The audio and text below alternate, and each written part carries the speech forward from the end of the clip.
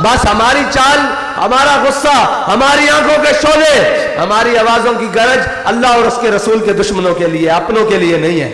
ہاں، جو کوئی اپنا سمجھتا ہے کہ جناب یہ بڑے سخت گیر ہیں، یہ بڑے جناب فلاں ہیں، ہمارا دشمنا،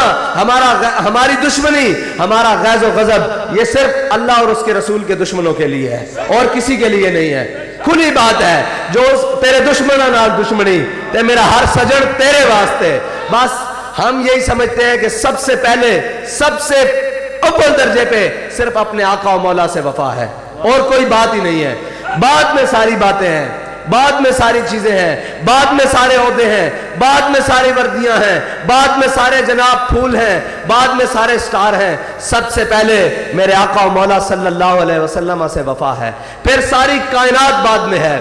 اور جو ان سے وفا، حضرت ابو دجانہ نے جب وہ تلوار پکڑی نا تو وہ تلوار لے لی، میرے آقا نے فرمایا یہ چال اللہ کو بڑی ناپسند ہے تکبرانہ، لیکن میرے دشمنوں کے سامنے پسند ہے۔ جب حضرت ابو دجانہ تلوار لے کر چلے تو پھر شعر پڑھے، الذی عاہدنی خلیلی، کہا آج میں نے اپنے آقا و مولا صلی اللہ علیہ وسلم سے عہد وفا کیا ہے کہ آج کے بعد پچھلی صفوں میں نہیں اگلی صفوں میں کھڑے ہو کر لڑنا ہے۔ ہم نے بھی مینار پاکستان اپنے قائد کے ہاتھ پہ ہاتھ رکھ کر یہ عہد کیا ہے کہ جناب آپ ہمیں دنیا میں جو سبق دے کر گئے ہیں اس سبق کو ہم ہر گلی گلی، کریا کریا، نگر نگر لے کر جائیں گے۔ اور جس سبق کے بارے میں علامہ اقبال نے کہا تھا کہ نکل کر صحرا سے جس نے روما کی سلطنت کو الٹ دیا تھا، سنا ہے قدسیوں سے میں نے کہ وہ شیر پھر ہوشیار ہوگا۔ ہم اپنے قائد کی روح سے یہ کہتے ہیں، ہم علامہ اقبال کی روح سے یہ کہتے ہیں، ہم قائد اعظم محمد علی جناح کی روح سے یہ کہتے ہیں کہ وہ شیر ہوشیار بھی ہو چکا ہے،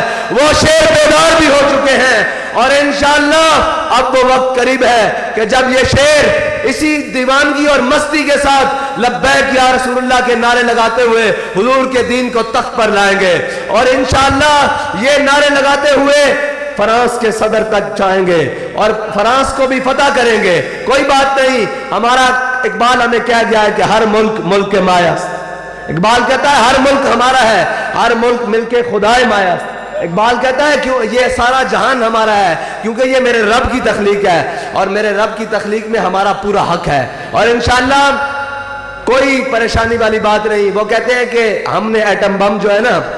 اگر ایک دفعہ کہہ دیا نا کہ ہم نے یہ حضور کی ناموس کے لیے رکھا ہوا ہے، تم کہتے ہو جی ہم سب کو جمع کریں گے، سب کو جمع کریں گے، تم صرف چند جملے بولو کہ یہ ہم نے ایٹم بم حضور کی ناموس کے لیے رکھا ہوا ہے، بس اتنا جملہ بول دو، کسی کی جرت نہیں ہوگی دنیا میں دوبارہ حضور کے نام نامی کی طرف آنکھ اٹھانے کی بھی۔ تم کہتے ہو ہمیں بڑا درد ہے، اس درد کا ایک حل ہے، تم یہ کہہ دو کہ ہماری ساری قوتیں، ہمارے سارے ہتھیار یہ حضور کے نام پر ہیں، کیونکہ یہ ملک ہم نے حضور کے نام پہ لیا ہے۔ پاکستان کا مطلب کیا؟ ڈیلی جے کر رہے ہو، خیر ہے، تھک گئے ہو، بس کر دئیے۔ پاکستان کا مطلب کیا؟ پاکستان کا مطلب کیا؟ دستور ریاست کیا ہوگا؟ بات صرف اتنی سی ہے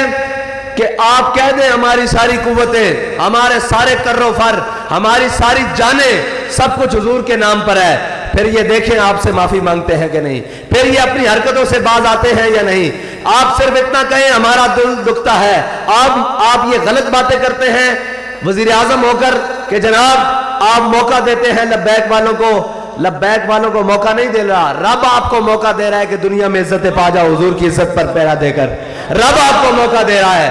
ہم آپ کو کہتے ہیں آپ آگے لگے، ہم آپ کے ساتھ ہیں، حضور کی ناموس کے لیے کھڑے ہو کر ایک بار کہہ تو دے یار کہ ہم نے غوری رکھا ہی حضور کے لیے ہوا ہے، عبدالی رکھا ہی حضور کے لیے ہوا ہے، خالد رکھا ہی حضور کے لیے ہوا ہے۔ یہ کہہ دے کہ یہ ہم نے ستارے، یہ پھول، یہ میڈل، یہ سب حضور کے لیے چمکا کے رکھے ہوئے ہیں، جب ضرورت پڑی ہم سب کچھ رسول اللہ کے نام پہ قربان کر دیں گے، پھر دیکھتے ہیں کس کی ضرورت ہوتی ہے کہ وہ نام لے۔ لیکن افسوس کہنا یہ پڑتا ہے کہ تم نے یہ کچھ بھی کسی کے لیے بھی نہیں رکھا ہوا،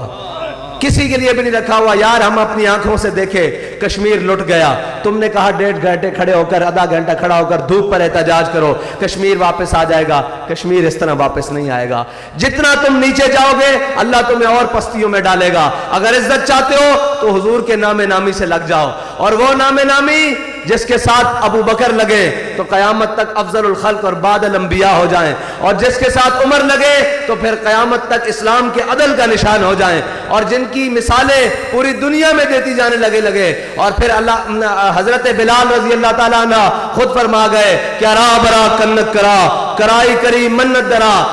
या रसूलुल्लाह जब भी कयामत तक बड़ी बड़ी बातें होंगी, जब ये पूछा जाएगा यार वो शख्स था कौन, वो कौन था जो फैजाबाद में गोलियों में भी बैठा रहा, लाशें गिरती रही फिर भी कहता रहा सितमगर दरा हुनर आजमाए तू तीर आजमा हम जिगर आजमाए, वो कौन था जिसने कहा हम सब कुछ हुजूर के नाम पर लेकर आए हैं। जब पूछा जाएगा ये कौन था तो फिर हजरत बिलाल ने कहा या रसूलुल्लाह आपकी बरकत से आपके गुलाम खादिम हुसैन रिजवी को पेश किया जाएगा कि जिसने व्हील चेयर पर बैठकर उम्मत की सारी सिमतें सीधी कर ली, जिसने जनाब हुजरों से सूफियों को भी बाहर निकाला, मिंबरों से उलमा को भी नीचे उतारा। उन्होंने कहा जले किधर ठोकरे खांदे फिर दो, इधर आओ रसूलुल्लाह दे नाते इधर आओ। फिर अल्लाह ताला ने